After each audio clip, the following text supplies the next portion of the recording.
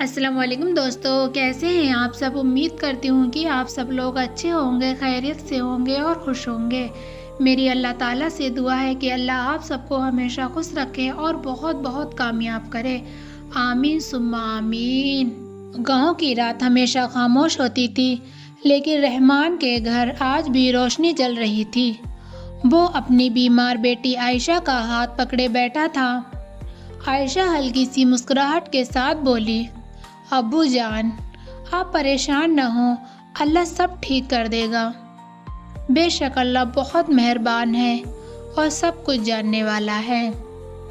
یہ محبت بھری آواز رحمان کے دل میں امید جگا دیتی تھی، مگر حقیقت یہ تھی کہ گھر میں دوا کے لیے پیسے تک نہیں تھے، کھانے کے لیے رزق نہیں تھا۔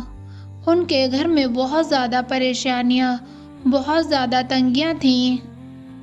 وہ لوگ بہت زیادہ غریب تھے۔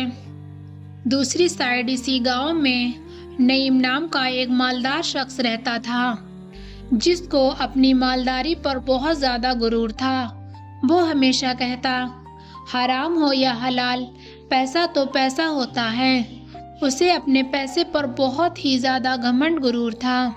ایک صبح بازار میں رحمان تھوڑے سے پھل بیچ رہا ہوتا ہے، وہیں پر نعیم آیا اور مسکرا کر بولا، یہ سب آدھی قیمت میں دے دو، ورنہ اگلی بار یہاں کھڑے بھی نہیں ہو پاؤ گے۔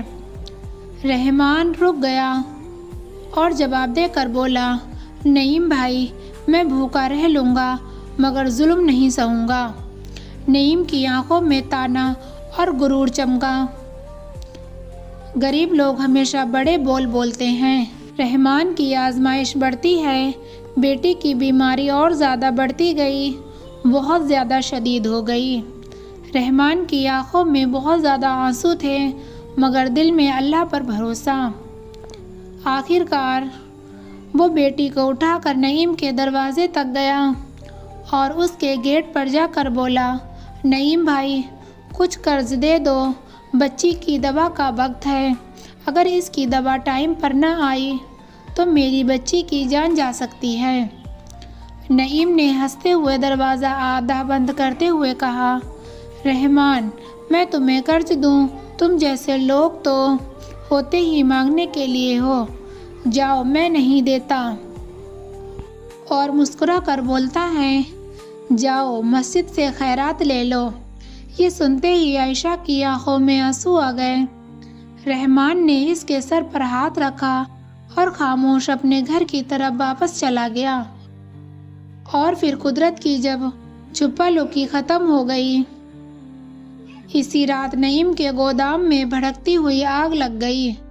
شعلے اوپر آسمان کو چھونے لگے۔ لوگ پانی لاتے رہے پر آگ بجھنے کا نام نہیں لیتی۔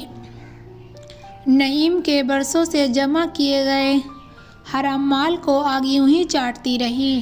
نعیم چیختا رہا، چلاتا رہا، میرا مال، میرا مال، کوئی بچاؤ۔ لیکن تقدیر کا فیصلہ ہو چکا تھا، سارا مال راکھ ہو گیا۔ نعیم بالکل برباد ہو گیا، اس کے پاس اب کچھ بھی نہیں بچا تھا۔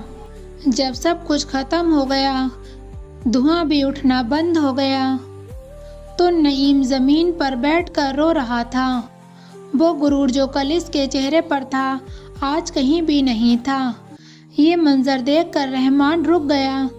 اس نے بیٹی کو دوسرے کندھے پر سہارا دیا، نعیم کے پاس گیا، دھیرے سے بولا، نعیم بھائی، مشکل وقت سب پر آتا ہے مگر تم اکیلے نہیں، اٹھو، اللہ کے دروازے پر دیر ہے، اندھیر نہیں۔ نعیم نے حیران ہو کر رحمان کو دیکھا کہ یہ وہی انسان ہے جسے اس نے کل ظالم کی طرح جھڑکا تھا، آج اس کا ہاتھ تھام رہا تھا۔ نعیم کی آنکھوں سے آنسو بہہ نکلے۔ جب نعیم واپس ہوا، اسی رات زندگی میں پہلی بار اس نے سجدہ کیا، رو رو کر بولا، یا اللہ، میں نے حرام کھایا، لوگوں کو تکلیفیں دیں، غرور کیا، مجھے معاف کر دے، مجھے معاف کر دے، مجھے سیدھا راستہ دکھا دے۔ وہ پوری رات اللہ تعالیٰ سے معافی مانگتا رہا۔ اگلی ہی صبح اس کے دل میں ایک ایسا سکون پیدا ہوا جو اتنی دولت ہونے کے باوجود بھی کبھی بھی نعیم کو نہیں مل پایا تھا۔ اب نعیم نے حلال کاروبار شروع کیا، سب سے معافی مانگی اور رحمان کا دوست بن گیا۔ رحمان کی بیٹی عائشہ بھی اللہ کے فضل سے صحت مند ہو گئی، گھر میں برکت آئی۔ گاؤں والے کہتے حرام کی کمائی کتنی بھی زیادہ ہو آخر کار جل کر راکھ ہو جاتی ہے، اور حلال کی کمائی تھوڑی ہو کر بھی دل میں نور چھوڑ جاتی ہے۔ میرے پیارے دوستو، برا کرنے والا چاہے کتنا بھی طاقتور بن جائے، وقت اسے وہی لوٹا دیتا ہے جو وہ دوسروں کو دیتا ہے، اور جو اللہ کے خوف سے برائی چھوڑ دے، اللہ اس کی ٹوٹی زندگی کو بھی سنوار دیتا ہے۔ بے شک اللہ بہت زیادہ مہربان ہے۔ میرے پیارے دوستو، اگر آپ کو ہماری یہ ویڈیو پسند آئی ہو تو ویڈیو کو لائک کریں اور چینل کو سبسکرائب ضرور کریں۔